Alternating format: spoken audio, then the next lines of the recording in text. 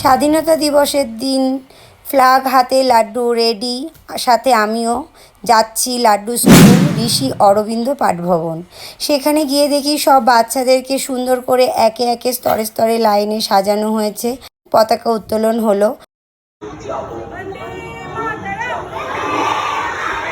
বন্দে মাতরম ধ্বনিতে বাচ্চাটা যেভাবে স্যালুট জানালো, ভীষণ ভালো লাগলো। সমবেত কণ্ঠে জাতীয় সঙ্গীতের মাধ্যমে আজকের দিনটিতে ভারত মাতাকে শ্রদ্ধাঞ্জলি জানিয়ে আরও অনেক স্বদেশমূলক গান গাওয়া হলো।